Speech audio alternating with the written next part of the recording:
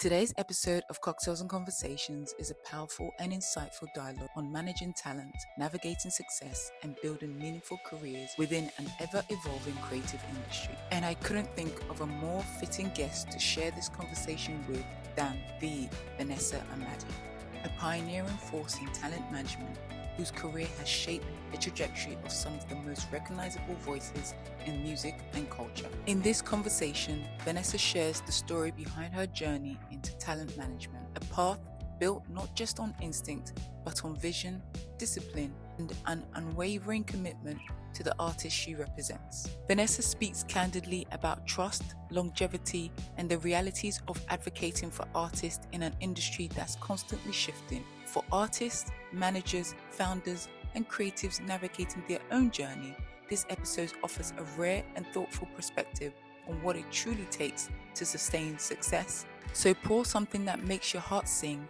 settle in, and join us for a conversation that's honest and rich in experience. This is Cocktails and Conversations. Let's get into it. Hey, beautiful people. Welcome back to Cocktails and Conversations with me, Deborah Babio. Today's guest, oh my God, I've been so excited to get her in the studio.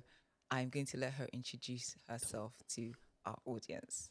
Vanessa, welcome to Cocktails and Conversations. Please introduce yourself to our audience. First, thank you for having me. Oh, it's so weird introducing myself. I'm Vanessa Amadi Bonner, talent manager and PR.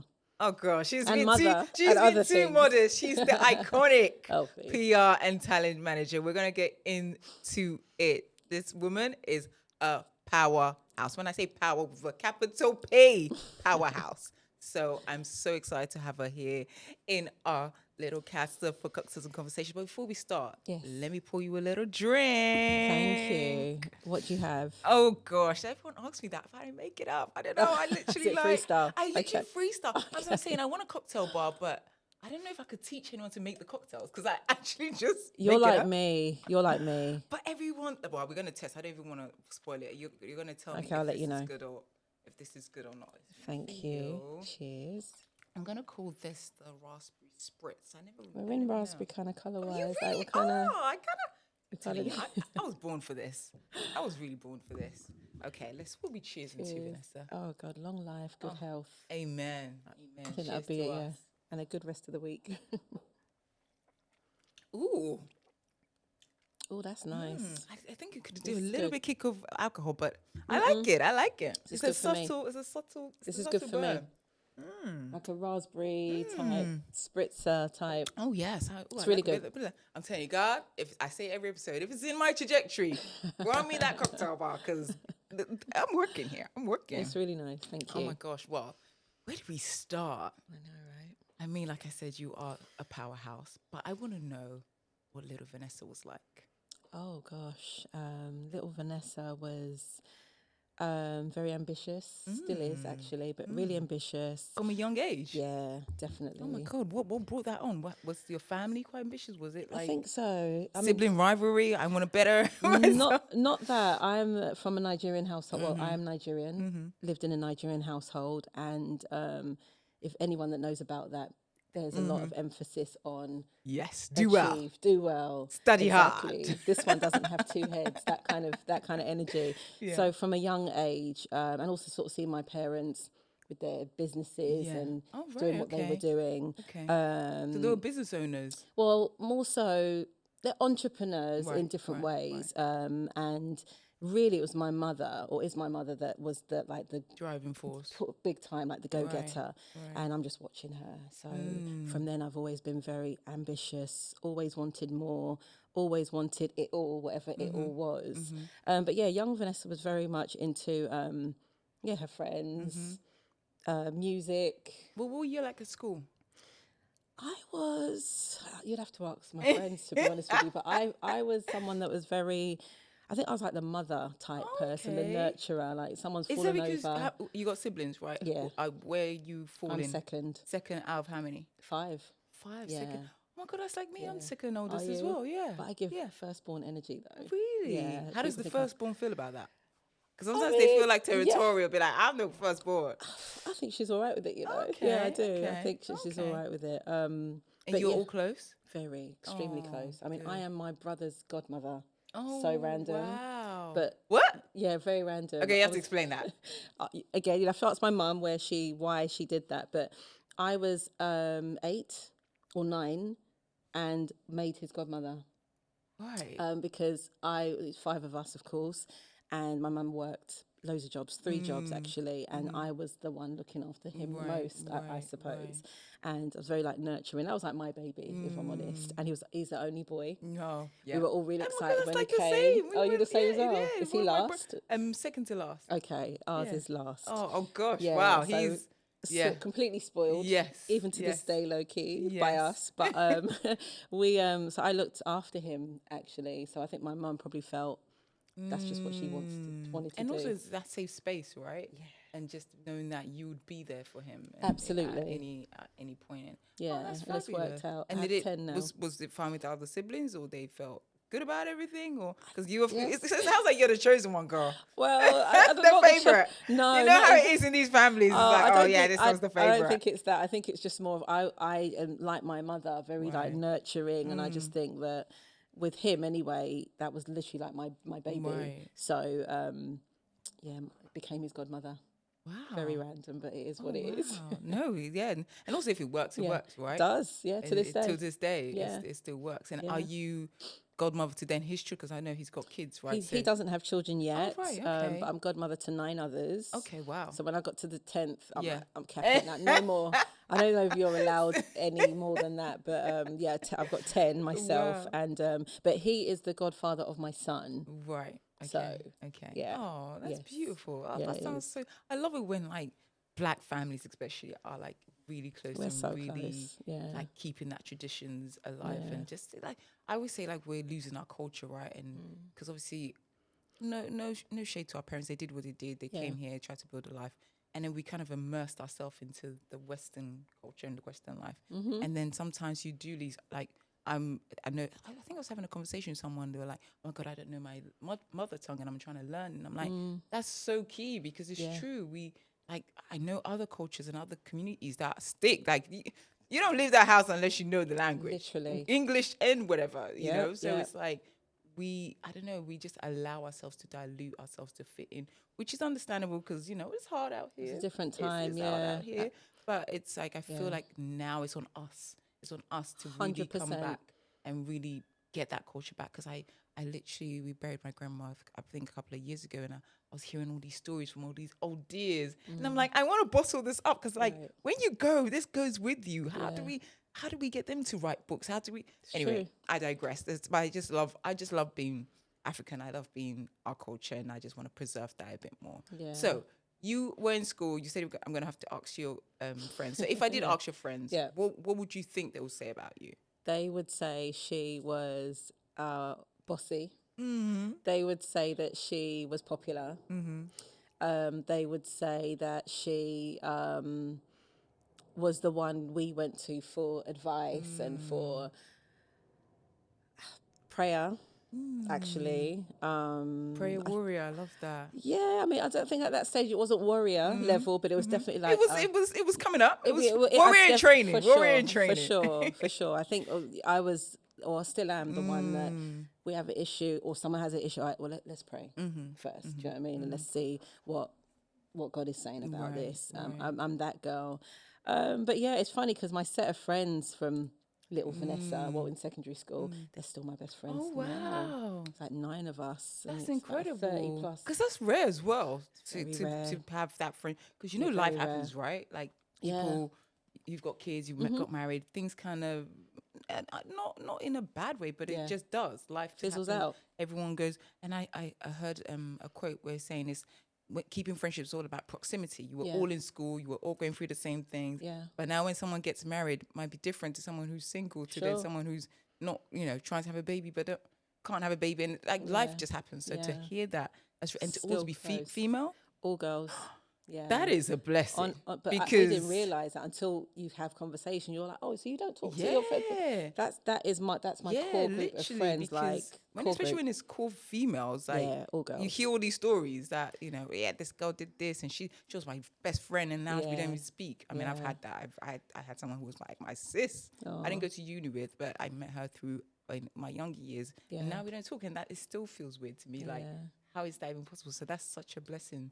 We are so blessed to have that unit of friends. And also to be outside of the industry, right? We're going to come into, obviously, what you do, but in terms of the entertainment space, it's all facade and it's all like the glitz and glam. But to be able to it's all that. come to a group of people who know you outside of that and you can just be grounded with and also just speak so freely and so not having to chat the PR speak, it's so refreshing. Honestly. Sometimes I wish I had more of that because my life is very much revolved around that.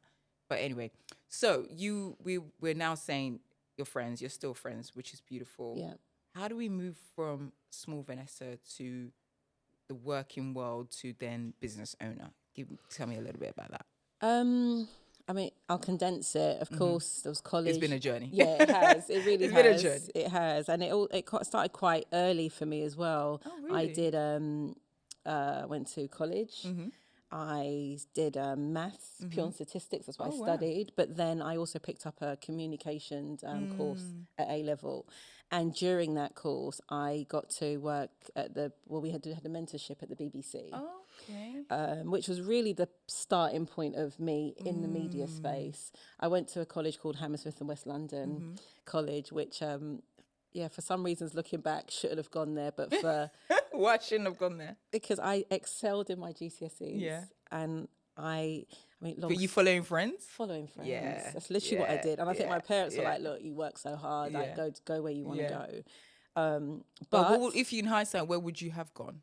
I would have gone to Woodhouse College. Oh, yes. Someone went to Woodhouse in my family. I can't remember. Someone did. Yeah. I got in. I didn't. Anyway, didn't do that. But Hammersmith and West London, which was right on the other side of London where we lived. We lived in Archway.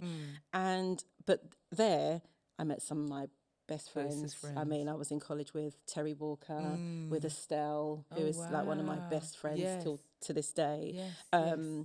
It was fabulous vibrant. Estelle, who left us for America, but it's okay. We forgive you. We forgive you. Again, best move. In all fairness, very true. To be honest, I ain't hating on it because seriously, England. Anyway, we digress. Let me just not say anything. But she's been thriving, so yeah, absolutely. Just so proud of her. But though I met a lot of creatives at Hammersmith, and on this course we did with the BBC, a part of my work experience was at Top of the Pops, which I'm sure like Gen Z and some millennials have no idea what that show literally was. And also work experience, I feel like they don't do it anymore. They don't do it anymore. It's so sad because like you said, it really does. It gives you that insight. Absolutely. And unfortunately some of us just can't work for free, and I get it, but at the same time, but those times when I was working for free and then going to do a retail job or a bar job, and then like you kind of get those corporate experience, but then I don't know. Please bring back work. I'm doing a petition. Bring back work experience. Yeah, honestly, it was pivotal for me, and I worked at Top of the Pops, and a day that I was there, Kanya King comes in. She came in to have a meeting with the team there at BBC, and she was there to talk about her new award show. I mean, she's iconic. I mean, absolutely iconic. Can you believe the award show was MOBO's, right? MOBO Awards, which is still going till this day, and thriving. Like, absolutely, to own and to run an award show is not easy. Oh my God. And that award show at that time, right? But I can write a whole chapter just about the incredible person that Kanya King is. But so she came in for this meeting, and I had read the New Nation newspaper, which I know you know about. Read that newspaper, and there was an article about the MOBO Awards, and so I knew who she was. And she was leaving there. I sort of stopped her and I said, I want to work on your show. She had done year one. This was year two. I think she was the hustler that Kanya is. She was looking for partners, media partners and stuff like that. So she said to me, come to the office. She gave me either a number or an address, something, come and we can see. So sort of fast forward, I did that. interned again over there, and then ended up in the PR department. She suggested actually you would be great there, and I didn't understand PR. I had done a module on it in communications, but I didn't really understand it. So when you said you wanted to work for her, what did you have in mind? Because it was a Black Music Awards show, and the honest truth, why I wanted to, I had read in the article in New Nation that year for MOBO was going to be focused around Bad Boy. So everyone was coming, Diddy, Faith Evans, or Puff Daddy, he was back there. Yeah. I know, but that time it was what it was. It was what it was. It's true. We all wanted to be in his circle. So I mean, and it was just a year that like they were all coming, and I wanted to be a part of that show. So. Yeah, and to have that level of talent at a UK, which is iconic. I mean, and she had that for years on years on years. Absolutely. I mean, years. Yeah. But still to this day, it does. Absolutely, it's top show. It's a brilliant show and a brilliant brand. But did that and ended up staying there for. I mean, I think I was there for maybe 9 years.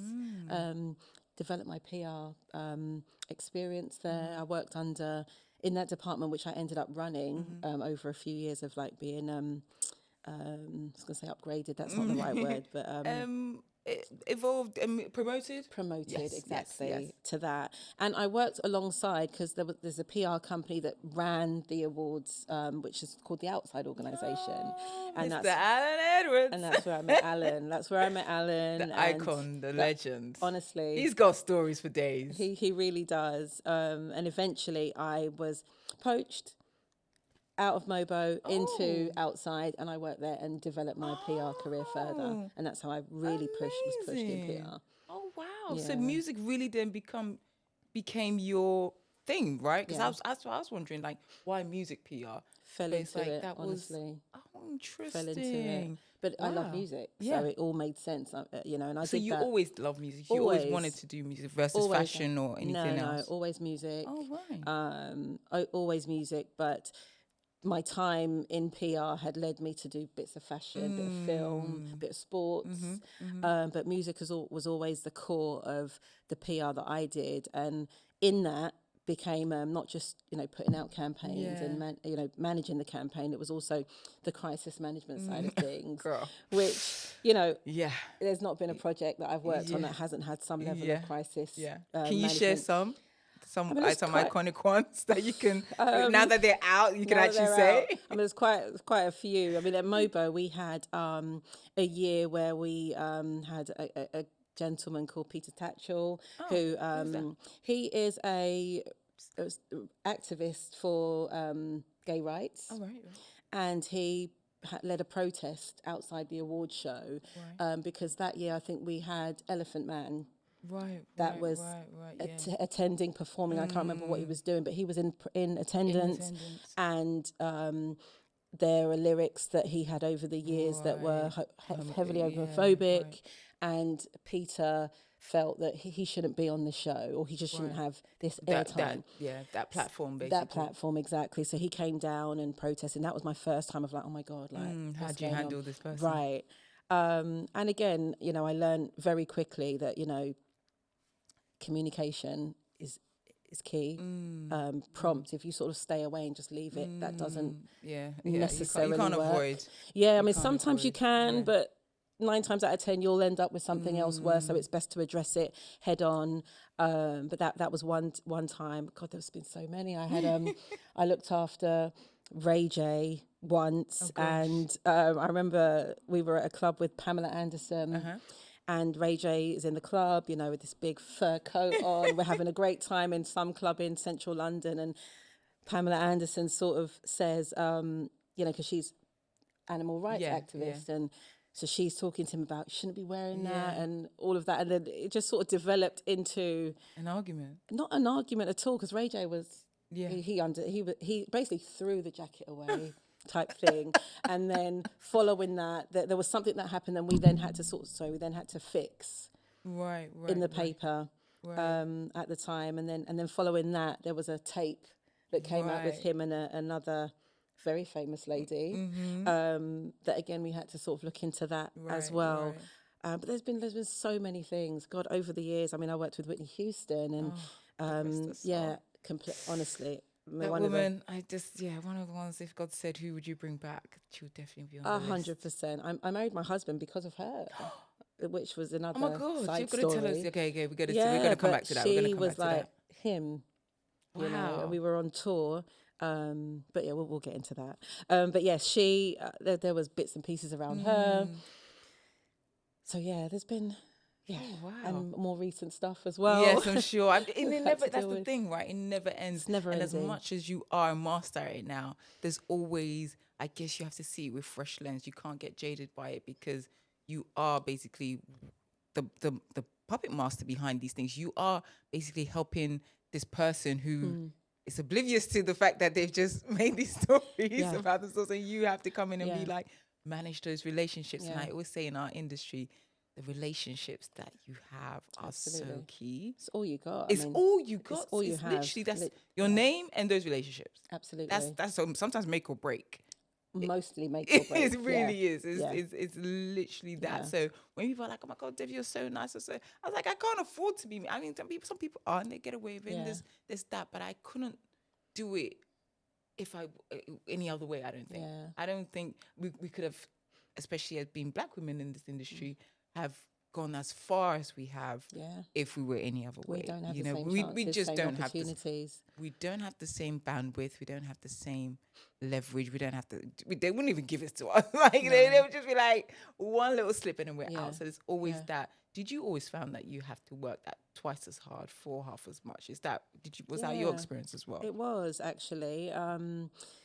But it's funny. I was sort of oblivious to it for a long time. I thought that that's just what it was. That's what everybody was doing. Yeah, I just thought everyone's, but then you realise later, as I matured a little bit more in the industry, that, you're like, well, why is he getting that when I'm doing my campaign was way better or whatever it was. Yeah. And then you realise, okay, this is the reason why, or you can't make as many mistakes as they make, or as other people are able to make. You can't. You just can't do that. You're not given the same chance. And I learned that slowly. Actually, I can't say it was. I didn't see it straight away. Right.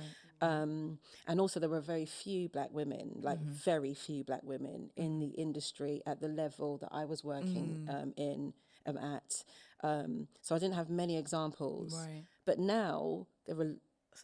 So many more. So many more, but not as much. Because literally I went to something and then I was just like, we still got work to go. Oh, we still got work to go because I'm like, damn, yo. We do. It's still just me. We do. But that's why these conversations are important because I get asked all the time about whether it's PR, whether it's management, all different areas of my career. And I don't do this much. And even my siblings are like, you have to, because that's actually selfish, because you need to be able to say, this is what happened to me, so that other people either given can pivot that open narrative and not just be like what they see or read or see from others.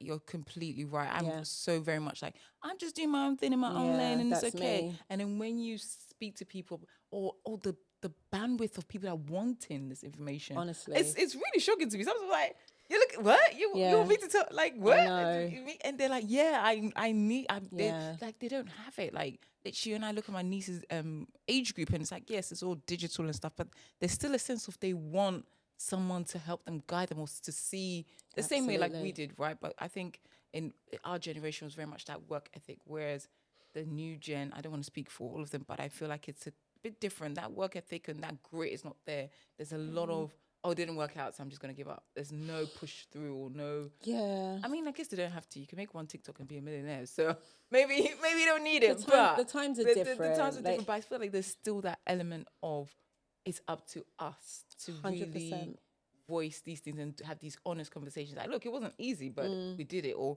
it wasn't this, but it's still possible. Yes. And it wasn't that, but you also have to... If you're in the room, you deserve to be in the room. Yeah. If you're in the room, you deserve to be in the room. You're supposed to be, however you feel. I'm not saying it's always comfortable, because I was in rooms where I'm like, they're just looking at me sideways. I don't know. I don't know. But I hate saying fake it till you make it, but you have to pick up your chest and be like, actually, I'm here. And I deserve to be here as much as any of them. and I do good work, I wouldn't be, because we know we have to work twice as hard, right? So we you do. already know if you're in the room, you can do the job, even sometimes even better. Absolutely. So it's like having that, it's all mindset, and it's all, like you said, we don't see enough of ourselves. Sometimes it can be a bit like, ooh, is it? But then you just have to kind of block that out of your head and just keep going. If this is the life you want, right? Everyone's got a choice. You don't have to do it. I'm not saying it's going to be easy, but everyone's got a choice. If you want this life, if you want, when they see you being badass, and I see in your comments, yes, Vanessa, they don't know. They don't know you were in the emails and just be like, but it is important to pay it forward. Yeah, absolutely. I was very much like, because I'm still learning. Sometimes I feel like I'm not in a position to even advise you, because I'm still trying to figure it out. I'm just trying to ring it, girl. I don't know. I'm learning. So I'm like, it's hard for me to sort of tell you how to get it done. But especially my siblings and some of my friends are like, you have to, because people, and also people come to me and be like, how are you doing this? And I've been when they say I've been following you, I'm like, what? Where? I've been following your career. It blows my mind, but then it makes me realize that, too much is given, much is expected. So I always use the Spider-Man quote: with great power comes great responsibilities. I literally use that all the time. And it's like, we are doing these amazing things, and they are amazing things. They are. They really are. We can't take it for granted, as much as, like, obviously we're striving for more. To us, it's just like, well, this is what we do, and this is how we're doing it. But it is that power to be in that position, for you to be working with who you're working with. It didn't just come. It wasn't given to you. Big blessing. You literally worked hard for it, and it's a blessing. So you're like, actually, it is up to us to be like, okay, this is how we did it, and show a little bit of it. I'm not saying give it all. I'm bad at that, because I'm just very much. Everyone's like, you need to show more on socials. I'm like, my God, guys, I don't know. Picking up that phone, I don't know. But I get it when you do, and people, the DMs get so, and I'm just like, wow, that's so overwhelming. Overwhelming, right? And it's just like, someone somewhere, and for me, it's like, it's a no-brainer, or it's like, it's nothing. Oh, it's like, we just did this a little event. Oh, I just did. And to them, they're like, wow. It's huge. It's wow, you are doing it. And people that have even been in the game, like, I spoke to some of my PR friends, like, you're so inspiring. I was like, girl, but you're working for big brands. What do you mean I'm so inspiring? But they're like, to see you doing what you're doing, to see you on your own terms. Right? It's, and to see and I've been following your journey, and I've seen what you've done. Wow, it's really amazing. I'm like, oh my God. It's a bit overwhelming, and a little bit like, oh God, the pressure. The pressure. But it's also doing it in our own way. And I feel like you're definitely one person in the industry that is really doing it on your own terms. So can you tell us how it came to be, in terms of obviously working with outside, and how you transitioned into your own? Because I think a lot of people are now wanting to go into the entrepreneur world and build their own, right? Yeah. It ain't easy. I keep saying, be your own boss, and ain't cute, but it's possible, and to do it on your own terms. How do you, what would you say, and how was your journey been? Well, for me, again, entrepreneurism, I fell into it. It wasn't, there wasn't this plan of, I'm going to do this, then I'm going to have my own thing. I was very happy, very comfortable where I was. Right. And it was cushy, I was all right there. But at the time, I got ill. Oh. Yeah, I got ill at the time, and I was diagnosed with cancer the time. Yeah, I was 25 or 26. Oh my God, I didn't know this. Is this like... Oh, wow. God is good. God is so good, amazing. So I was diagnosed with Hodgkin's lymphoma. And how did that, like, you were doing all this, and then how did that, like, affect you, your family? Like, because that big C is a lot. Like, yeah, it was a lot. But again, I'm from a household that is, if you're looking for the first family member, then that's Christ Jesus for us. So as much as it was a shock, it was like a lot, but at the same time, there was just like the faith. Like, I knew I was going to be okay. Like, Amen. I knew I was going to be okay. Amen. So it wasn't a case of, this is going to, and then of course, prayer, support, all these, treatments, What made you go and check? Like, what made you check? Because, like, was there symptoms, or, because I feel like cancer, there's so many variations. Yeah. Some people, I know someone who's like, they felt so fine, and next minute they just had a regular catch-up. Now they're at stage 4. I'm like, huh? How did you not know? Like, it's just crazy. How did you? I just had a lump in my neck, which... I'm showing to like my mum, sisters, whoever. And I was like, oh, it's fine. I got that too. It's fine. Okay, cool. I left it. And then I thought I think it's growing actually. Right. And it was actually pure vanity because I didn't feel any different. I was very active, like gym, athletic, doing all my things. So I didn't feel any different. 25, that's young. Absolutely. I'm working. There was no issue other than what is this bump? Yeah. And I went, had it checked out. Fast forward, it turned out to be cancer. Caught it fairly early, Right. but if I had gone when I originally felt it, it would have just really been like nothing. But guys, check yourself. honestly, I can't stress it and enough. that's And the reason follow why your I say instincts. you have to, and that's the only reason why I tend to tell this story when I'm asked, because a lot of people just don't ignore. It just we just fob it off like, oh, it'll get better. Oh, it's just whatever. Oh, it's just, and also going to the doctors. I'm not the best. I'm like, oh man, I don't even want to see that doctor. Because unfortunately we are kind of just fobbed off sometimes when you do go to the doctors. Absolutely. So advocating for yourself is good, but at the same time, also trying to get in front of my GP. Oh God. That's also another thing. Now it's a mess. Then it was kind of okay. That's another thing. But check yourself. Honestly. And if you feel something, go and get it checked out straight away. Don't make excuses. Because you know your body. Yeah. So it turned out to be that. So because of that, it was very much like that was the priority. Like get that fixed and treated rather. And was work supportive? Oh, absolutely. Okay. Absolutely. So supportive. It's funny because I had actually gotten a job overseas with someone I'll tell you off camera, but you've worked with this person quite closely and recently, and I got a job to work for this person in Atlanta. So I was getting ready to like move to America, and then got this news, and it was like, oh, so can't happen, or at least it can't happen in the way that I thought it could. And stayed here, got treated, incredible care, all gone. Everything's just great. How long was that? What was the period? Do you know what? I had chemotherapy for 3 or 4 months. Oh, wow. About 3 or 4 months, and then thankfully it seemed to have worked. Then did that change your body and your chemistry? Like, was that taxing on you mentally, physically, or did you find that process okay because you kind of prepared yourself? To be honest with you, I think I processed it after it was all done. You were just going through it. Yeah, I was just going through it. I better get this sorted. Yeah, I was just going through it, and it was actually. I remember one appointment I had for chemo. I met a lady, Beverly, who had a son at the time, or she has a son, but her son Daniel had leukemia, and was also being treated at the same time. So me and Daniel used to talk, because we'd have appointments similar times. Right. Although he had a completely different cancer to me. Beverly has started the ACLT alongside her partner, or I think husband Orin. And that's how I met them. Oh, wow. And the African Caribbean Leukemia Trust still runs today. It raises lots of money, and they do such good work. They do great work. And they've been doing it for a long time, and they've dedicated their life to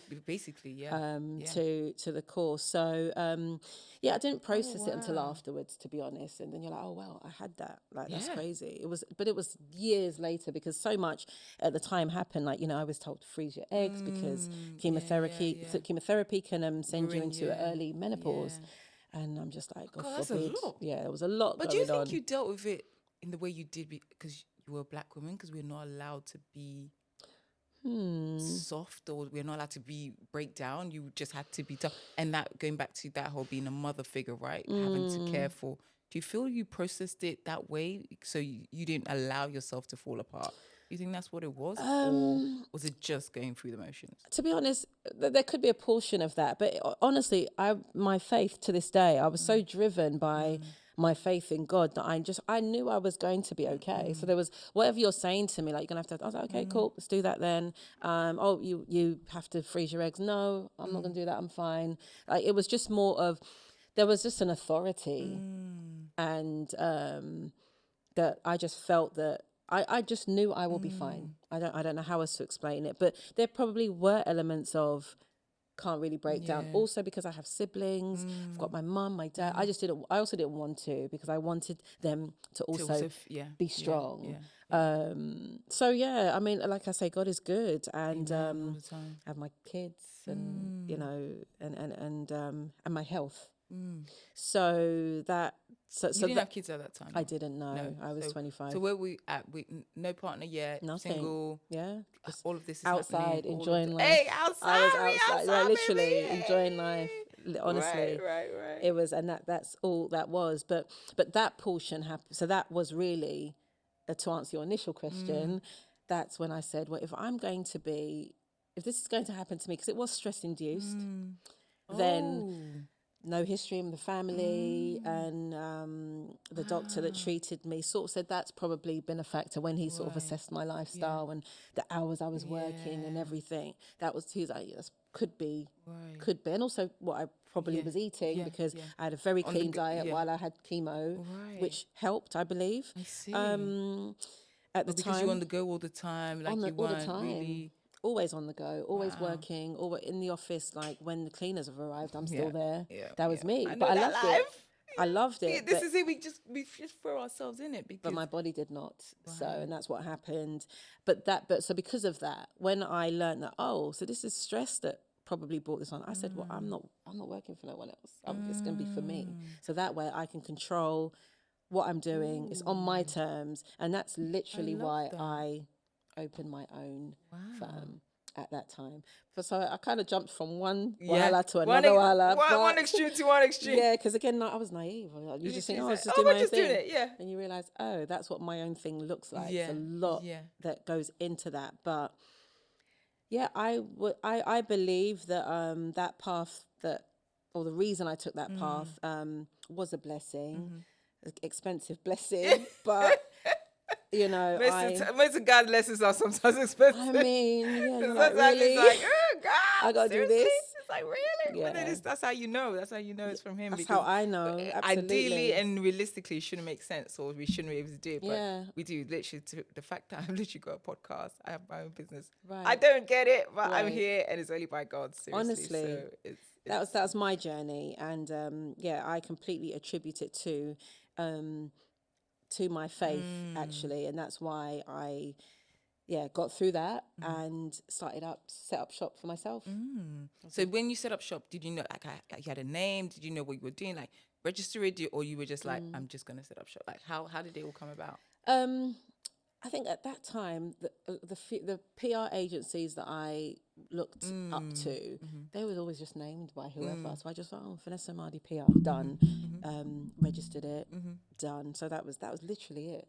So there wasn't a big like sort of plan. I didn't brand no brand colors and logos and this. None of that. I think I just had a friend make me a logo, and I was like, I like that, cool. There was I had no mentor really. I had some people that I'd speak to for little bits of advice, but again, I don't know. Entrepreneurism that time wasn't really a thing. Right. Not like now where, you know, I see a lot of, what's that term that people say, like boss this or boss that. Babes. Yeah, that wasn't a thing. It was just more of, side of business. I'm just going independent, and like how in music, I'm just going independent. Literally, it's not like that's all it was. Thing, It's all it was, and and again, back to what you were saying earlier, relationships, because I had such great relationships. You know, I was able to pull in clients really quickly. Who was your first client? Estelle, actually, Estelle. And is that because you were friends, or like because you were working for her previously somewhere else? Or? So I was always on the periphery. She had her team, you know, signed to a major label, but I was always involved in her stuff.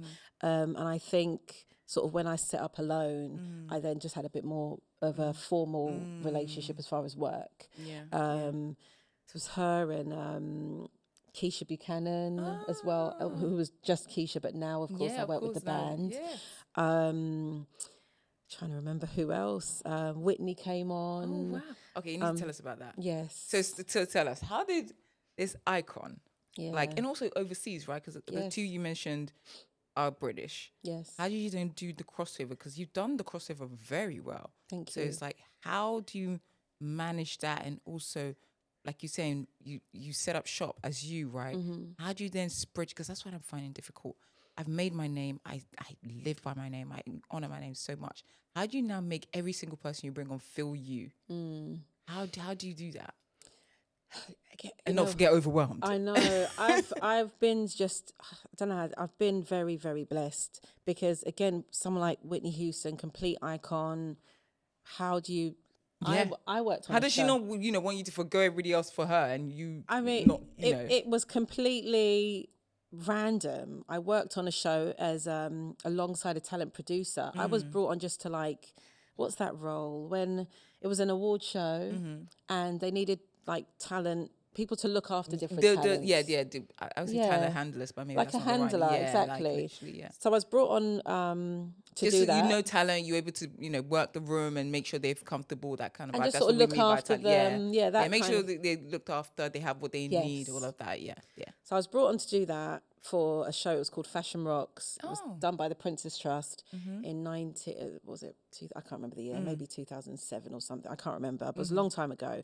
And the talent producer, good friend of mine, Susan Benito, she said, come and help me do this, as far as I'm like, she's booking the talent to help sort of, like you say, handle the people when they're here. So I was assigned to Whitney Houston. Right. Incredible. And my job, Absolutely like anyone iconic. else, is just, here's your schedule for the show. As into hers, I'm not talking to her, it's her team I'm dealing with. So here's a schedule.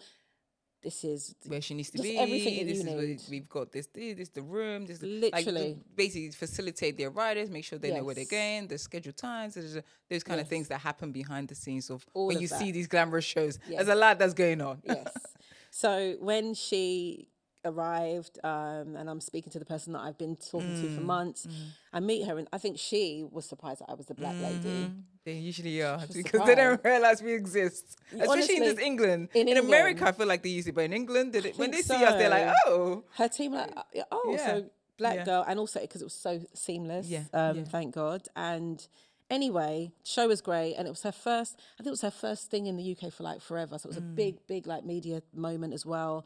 And at that event, she was like, I like her, I really like you. And then she spoke to me and we took a photo together, and I just thought that was just my journey done with Whitney. And then I get a call saying, we want to work with you. Whitney wants you to come to, I think she was doing something for BET in Washington. And I said, yeah, of course I'll come. Yeah. I went and did that, and then the relationship sort of grew, and I ended up, so they knew I did PR. Yeah.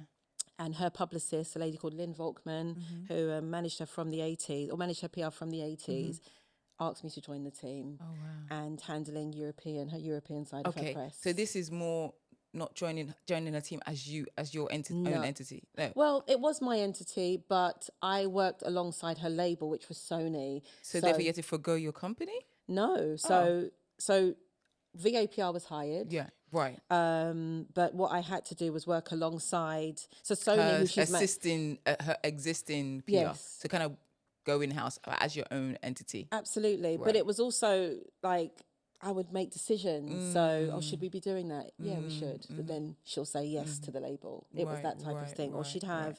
You'd have autonomy, basically, in what they... Pretty much. I mean, she had lots of people involved. They usually do. There's like layers. The buck never stopped. There's layers. In any, any dimension. It never. But I was her representative, which to me was huge. Absolutely. I mean, so iconic. Huge. Honestly. And the last album, last tour... I was across that and got a lovely little credit in the sleeve when they used to do credits in the sleeves. Yeah, I miss those days. Honestly, and just spending that time with an icon. And again, I knew she was this huge thing, but again, I guess when you step back, you're like, wow, like, I can't believe like I was even a part of that in the little tiny way that I was. But I mentioned earlier about Whitney because on tour, she did a tour for her last project, and we were somewhere, I think either Japan or Korea or something, and I just had met someone who I wasn't too sure about, but he was, doing all the courting and sending her flowers and stuff. Where did you meet? In a club in London, I know. In London? Yeah, I thought you were going to say America. I was in him, my husband. Yeah. Yeah, we met in a club. It's somewhere in, I think the rave was called Any Given Sunday, rave somewhere. I think I already remember those. Something that's when like clubbing that. was good, guys. That's when clubbing was good. I actually loved the club, but now I don't go into no club. But oh my gosh! So therefore, he approached. How was the meet? So it was my sister's birthday. That's why I was there. Yeah, group of girls were having fun. he comes up to me and says, "Oh, it's my birthday as well." And I'm like, "Yeah, sure." Anyway, back to my crew that I was partying with. It actually turned out it was his birthday that day. And because he asked for, we were cutting like her cake. He said, "Oh, can I have some cake? It's my birthday too." Oh, the that kind of flirting was flirting. But I was just like, that's just so dead. You weren't interested? No, I was not interested. I was more like trying to make sure that the party was going well. Yeah. And I've got this person just irritating me kind of thing. And you're lying, it's my birthday. I'm like, sure, here's some cake, go and happy birthday to you. It was that. And yeah, it ended up, still there. We've been married we've been together for 14 years, married for 12. Wow. Yeah. But okay, you're giving us the short version. Yeah, it is we singles need a bit of hope. So you need to give us a little bit of the longer version. So you're in the club. Yes. You weren't really listening or interested. No, I wasn't. How did it go from that to, okay, we're dating now? Well, I took his number, and when I look back, I did take his number. And trying to just sort of. Did you call? No, I didn't actually. But he messaged like, "Did you get home?" One of those. Okay. Those you exchanged numbers. Yeah. Okay, so we cool, would. It was BlackBerry those days. Oh, I love. So I miss my BlackBerry. Oh, me too. BlackBerry, make it come back. Come on, try. Me too. So he messaged. I messaged back, and actually, why I was interested is he was Nigerian and also Igbo like me, and I didn't really meet many Nigerian Igbo men. So it was more of, let me just talk to him kind of thing.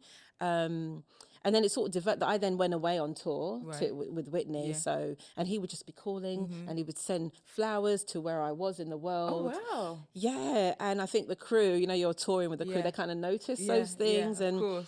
You're like, who this? Well, exactly. It was that. Who keeps sending you flowers? Because it wasn't once. No, guys, it wasn't once. It wasn't he once. Was multiple times. Yeah. And he tracked you wherever you were. He did. He sent flowers. That's intention. It was lovely. It was lovely. And Whitney used to hold Bible studies on tour. Oh, wow. So we used to have a Bible study every, maybe once a week or every few, I can't remember, but we had it. And it was in the where we'd share, we'd read passages, we'd talk about things in our lives. And there she said to me, that guy, you've got to give him a chance. Like, he's a good guy. And I was just like, yeah. But she was like, no, you give him a chance. I'm seeing it. He's a good guy. And I gave him a chance and we're here. Yeah. 2 kids later. 2 kids later. And happily married, my best friend. Oh. Honestly, he is. That's just incredible. And how did he take to your life? Because unfortunately, in this day and age, I feel like ambitious, successful women are penalized for being ambitious and successful by men. I don't know why, but from my experience and a lot of my friends' experience, that's what we're experiencing in these streets right now. Yeah. How I guess it was different back then, but how have you navigated it? How have you survived the 14 years? Like, what has been the push-pull? Because I'm not saying that it was easy. I'm sure there's been some challenges, but what has kept you going? Because like you said, you still travel, you still got your business, you didn't give up everything for the man. Not at all. You didn't do all that. Even when you with the kids, what are you managing? So how are you managing? Give us some tips. Give us some hope. To be honest, I can't really answer that other than he's extreme. He's very confident. And I feel like whoever, if you choose to have a life partner, that element is so important because he can be in a room with Jay-Z and he's not bothered. Not bothered that that's Jay-Z, the artist. He's more like, there's this black man, let's have a conversation. So he's so and also he's confident that, okay, I don't do what you lot do. He doesn't have to put himself in show like he's your man. Not at all. He's very much like, I'm cool. Yeah. Let my woman do her thing. Honestly. Like, I'm just here to support her. And he is support. That's literally what it is. He's so proud of me. And and I think that's where a lot of the support comes from because he's like, you're doing your thing. He's also doing his thing in his world. He's not in our industry, which is probably a big blessing, to be honest. And do you understand his industry? Like, or does not he understand? Really. And he doesn't realize. And not I think really. that's the best way, to be honest. I don't really. I see it. Yeah. Like, equally proud of you and what you're doing. Yeah. But it's not my scene. I don't really know much about it. And similar to me. He doesn't really. He just knows that you're out there doing your thing in media. You make people very successful. You drive their careers, and like I say, he's very proud. of me. It is tough though, because like we have children and, you know, there's times I have to fly out and do all these things. Yeah, and that's to say, how do you juggle that? Because that is like it's motherhood, tough. Oh, it's tough. wife, finding time for yourself. Yeah. Women, I keep saying it, are superhumans. Like we're superheroes. Yeah. Because the things you have to juggle amongst like just really just being the sense of self is incredible. Sometimes I'm just like, can I actually do this? Because it's just me and I'm just about managing. And then I see women like you who are literally bossing it at your career, bossing it at your job, bossing it at home. I mean, is that equal parts, or would you say something gives at some point? I mean, something has to give, you know. Look, I believe from my experience, you can have it all, but just not at the same time. Yeah, I've heard that. Honestly, I don't think that you can, if you want all these things, you can, but it's just, you just have to take time. Navigate. And maybe give that side a little bit more time, and why that maybe holds, and then but you can have it all, whatever all is, by the way, to you. Yeah. But, support. I've been so lucky because when I'm traveling, my kids might be with my mother or one of my sisters or something. Because he equally works and he's equally, you know, busy, moving around and doing his thing. So we've just been really blessed. I can't say that this is the blueprint for that. But one thing I will say is, one thing that's was really important for me, and now having been married for the length of time that we have, is you really should be with your friend first. Like, that has to be your friend. Because if you can't, if you guys aren't actually like friends, I don't know. I'm not sure if it can work, you know. You can have all the love in the world for this person, but if that person doesn't make you laugh, you can't. Or hasn't got your back. Right? Honestly. I think that's a key thing, because like you said, love is all good, but that person wants to see you win. So therefore, on the days where you look at your calendar, actually, babe, I need to be here. Yeah. I need to fly here. Go do it. Are they going? Yeah. Are they going to be able to be like, okay, this time I'm gonna sit at home because maybe no one can look after the kids. I'm gonna sit at home and you go, and then you then do the same. Like it's a partnership. I've even stopped saying I'm looking for a relationship. I'm looking for a partnership. Honestly. I'm looking for someone who wants to do this together and also has my back. So therefore, it's like, okay, if they were willing to forgo themselves to see me win, I'm willing to forgo myself to see them win. And having that vice versa, literally the yin and yang. And like you said, you can love them as all well and good, but if they've got your back and if they see you want to champion you and see you win, that you that's how to do it. I feel like people want to get in relationships just to be like, I've got a partner. It's like, but actually, did that person really like you? Does that person really support you? Yeah, does that really want to ride for you and see you win, or is it just I've just got a partner? And can you sit down and like chat with that person for real, and really chat, right? Not just surface chat, like really honestly, chat. Like the TV's off, you guys are talking. It's not. There's no phone. Like, when you have that relationship, I don't know. I just feel like you just have a little bit more of a chance. Look, things happen. It does happen, but I honestly feel that the friendship is so key away from everything else, because from that comes the support, comes them having your back. It also helps if you have like a similar life faith, trajectory, I right? think. And faith, absolutely, I think absolutely. that God helps. through, man, absolutely. Yeah, but that's been very, very blessed with that. So I credit a lot of it to Whitney, actually. Not that I wouldn't have listened. I mean, as in wouldn't have, extended and gone out with him and developed the relationship. But she was just like, wow, yeah. Amazing. I was like, okay, well, and then you gave him a chance. I guess, like you said, it's also on him to. It takes two, right? You could have given him a chance, and he could have just, dropped the ball. Yeah. But he was very much from that beginning. He was consistent, because I think there's a lot of guys or relationships where you start off great, and then a year in, it's like they start just not doing the same things. Or but both it's ways, like I feel like you get catfished. And I know. like, that's true. It's like, what happened? I know. What happened? And but it is both ways as well, because we also, I'm speaking obviously women, we also sometimes fall off. Do you see what I'm saying? So I think, being intentional has to be both ways, because as much as he should be, I guess, pursuing you and doing all these great things, but also how are you receiving it? Are you, because it's work, the work is on both sides.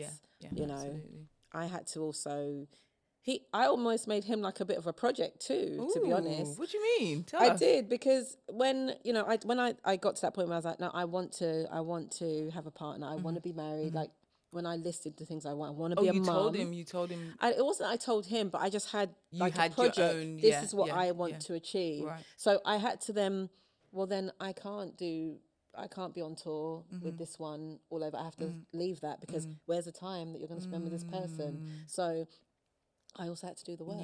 You had to. Yeah, I hear you on that. It's true. Had to take the time but out. I think also the same with me. I look at my life. I'm like, how am I going to fit a guy in? But I guess if you want it, right, you'll do it. You will. Yeah. You will adjust. Like how I'm doing a podcast, how I'm running a business, how I'm doing this.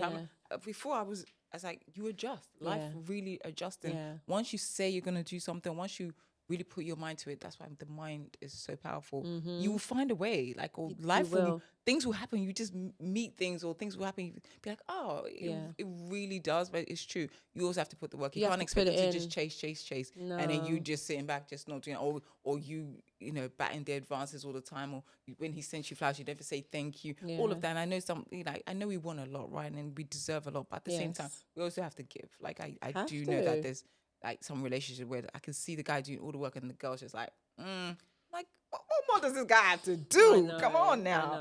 And it's just, because they want to be looked after too. They want to be looked after too. And as I say, it's a partnership. Yeah. You can't expect them to give you everything and you give them nothing. I think it's a partnership is very much looking after each other's best interests, and you need that 110%. So in terms of like your business, you've got these amazing like artists. How do you choose, now that you are working on your own business, how do you choose who you work with? Is there criteria, or is there like, how do you?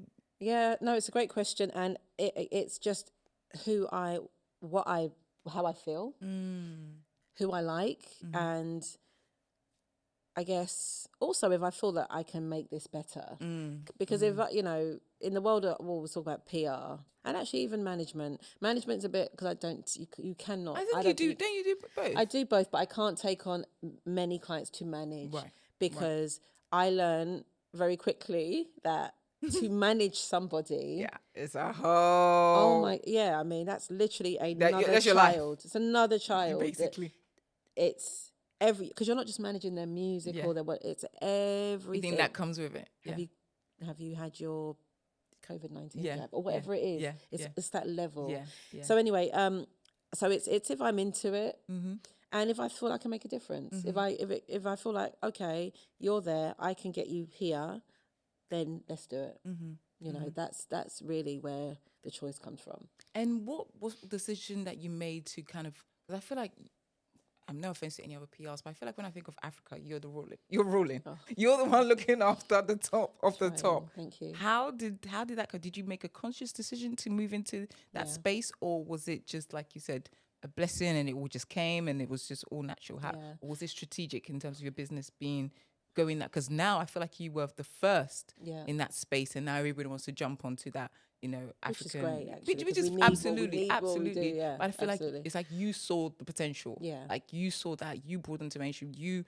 And now, like, they trust you implicitly, which I love, because sometimes you get them there and then they want to leave you, But I feel like your people I really trust, and that's a testament to you in terms of the work ethic and also the level of care you give them, right? Because in this industry, some people don't care. You heard so many artists saying, my team didn't care about me, they didn't care, they were just trying to use me. Whereas you're really you want the best for them, and you see that potential. Absolutely. Was that a conscious decision that you took? It was actually. I think it started off with, as far as the PR, actually started off with an actress called Genevieve Nnaji. Oh, yes, of course. The incredible, iconic. Of course, she is beautiful, iconic. Absolutely iconic. Phenomenal. One of the best, and still honestly, in the game. Seriously. And still one of the best. So it started off with Genevieve. She had a film, and I was involved in the PR of that film. And then I ended up just working with her, just sort of, I guess, building her profile in the UK, and that went well. And how do you do that? Because someone in Africa is well known, but then in the UK, like, no one cares, right? Yeah. How do you no get one really people, knows. Yeah, no one knows, right? Yeah. No one knows them. Yeah. So how do you get them? Because I know how it is. I've been in publishing and media. Yeah. How do you get that journalist, that editor, to be like, okay, I'm going to run a story. I'm going to what is it that you do? Do you know what? I think it was just understanding that it's already here. I mean, the diaspora. I mean, I am not born and raised in Nigeria. I'm here, but then I'm attached to the culture, music, fashion, film, whatever it was that was going on in Nigeria specifically. So there's me and then there's loads of me. There's people that also are consuming the music or the film or whatever it was. So I think it was just really understanding that there's already a big audience for this in the diaspora.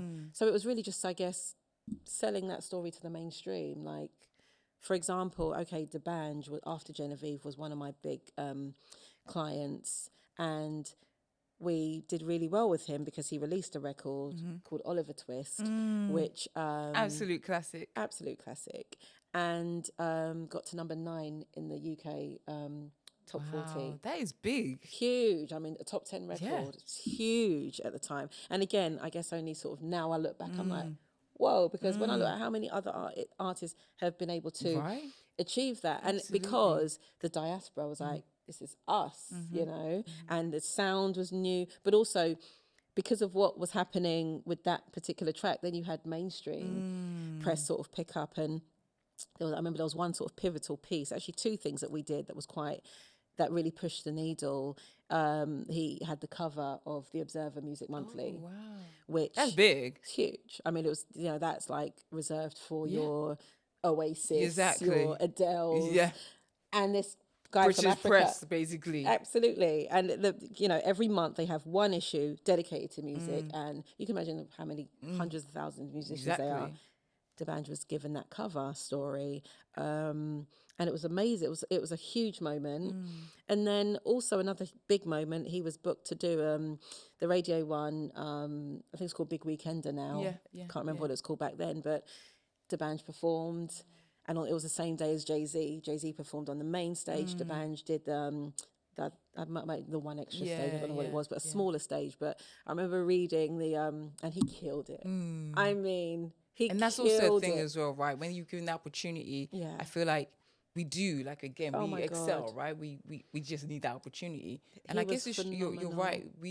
I was born in Ghana, but obviously we are here. So therefore, to have someone who looks like us, sound like us, to be that, we're going to support. That's why things like Black Panther does well, or other, African American or African things do well here. Even Tiwa's film did well here because we want to see ourselves. Absolutely. And I feel like mainstream media sometimes forgets us. So it's like when very that often happens, forgets us. We will support. We will come out. You know? So it's really beautiful to see. And it was great. So at that event, D'banj performed, absolutely did a phenomenal job. And I was reading the press clips the next day, and I saw The Guardian wrote this review, just sort of said how incredible Jay-Z was. But there was this African guy who tore the place up. I mean, they wrote it in a more eloquent way. Yeah. But so just to see that, it was just pivotal points for Afro beats, African music.